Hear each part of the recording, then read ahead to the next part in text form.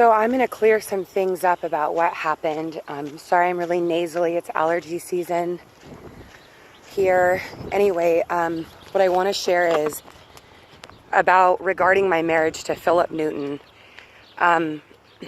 who apparently that group's accusing me of being a wicked harlot. I first would like to say that I hadn't known a man for many years before I married Philip. And there was no fornication, there was no adultery involved when he put me away, none whatsoever.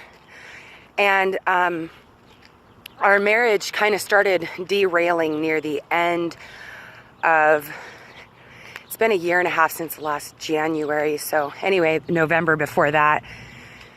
And a lot of things went down. I have an identical twin sister, and her baby died after her husband delivered the baby, and my aunt died, and I started seeing some issues with Philip and his daughter, and then I found out he was married to somebody else, and he was still claiming her at the VA, and that's how I found out, and he lied about it at first.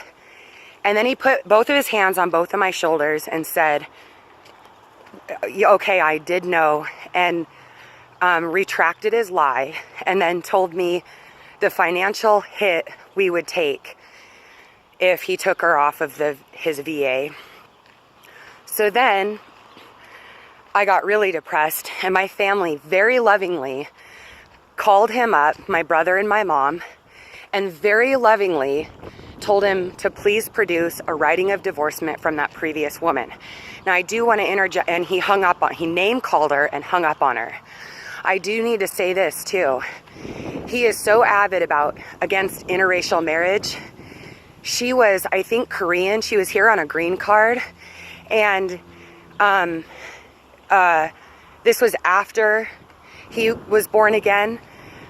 So for him to preach against that is ridiculous. Anyway, he accused me of physical abuse. There was never, the only hands I ever laid on Philip Newton were hugs and hand holding, etc. And the only time it even came near to that is when he stood up off that bench he makes his videos on, and I was standing there on the porch, and got in my face yelling, and I asked him to please not use his physicality to intimidate me because it scared me. And he later apologized for that. And he would go on these yelling rants in prayer about, but he was yelling at me through the wall that divided our living room from our bedroom. And he was yelling at me, viciously attacking me, and saying he was talking to the Lord. So again, I very lovingly, after he calmed down, approached him, and I said, that's using the Lord's name in vain. You're not praying to the Lord, you're scolding out me. He admitted to it and apologized for it. Another thing I need to say, and I'm going to get to my faults too. He's impossible to repent to. That's how I feel. It's just, he can do no wrong. And this marriage ending is all my fault. Now, not long after I found out that he was married to somebody else at the same time as me, Bishop must be the husband of one wife, hello. He disappeared for 3 days. I didn't know where he was. I was stranded in the middle of nowhere, no vehicle, nothing. Two deputies showed up and removed me from the home with a 15-page packet signed by Philip and a judge. And it was in the middle of the night, in the dead of winter. I was 600 miles away from anyone I knew, nowhere to go, no money. The sheriff, my mom talked to him because she used to be a deputy before she knew better, talked to him and talked him into asking Philip to get me a hotel room.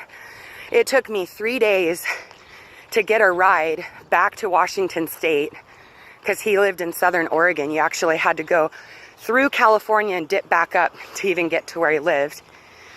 And near the end of all of this, so I used to smoke cigarettes and drink. And I thought I had complete victory over all of that. I thought it was completely out of my life. So I was starting to feel so depressed and so beaten down and scared. Honestly, that's kind of the biggest emotion I was going through, is I was afraid. So near the end of November, I got a 16-ounce Vela wine. I drank 8 ounces or less of it. I dumped the rest out in front of Philip when he started freaking out. And then another time, end of December, I drank some Keystone ice beers with the neighbor Terry. You know, and he was irate. He was really difficult to talk to about. I blundered. I biffed it. I just felt beaten down. I just was so depressed, and I'm not justifying sin, but I'm telling you the reason. I got weak. I got depressed, and I biffed it. I fell back into some sins. So he goes to the brethren that I love dearly, that I've always supported in 3 ways. Bryan Denlinger especially, because he's the first one I came across. He led me to the Lord in 2016. I supported him and Catherine, and later Oliver, in prayer. And when I'd have barely any money, I would send them money whenever I could, if I could. Just in the last month and a half, as of now, before I knew he was calling me a wicked harlot, just in the last month and a half alone, I sent him money twice. And someone even said to me the last time I sent him money, she said, "You're really broke right now. Are you sure you want to do that?" And I said, "Mom, I want to invest in this ministry in any way I can. I want to give to this ministry, and what I'm going to use the money for is no more important than this, you know." And I also shared him the third way is by sharing their channels to everybody I knew. And he really helped one person in particular in my life, aside from me, on the simplicity of the Godhead and stuff like that. So those are 3 ways that for 4 years I've supported Bryan Denlinger hardcore. And the other day when I saw that email to Tim calling me a wicked harlot that Philip repented of, my heart hit the floor. My jaw hit the floor. Someone's coming. I'm going to go down here. I was devastated. I think I cried for like 3 days. I was angry. I was sad. I was going back and forth between anger and sadness and heartbreak. And anyway, so this is the orchard. It's really like dry right now, but anyway, I'll get back to this. I feel uncomfortable talking about this with people coming up the John Wayne Trail, so I'll be back.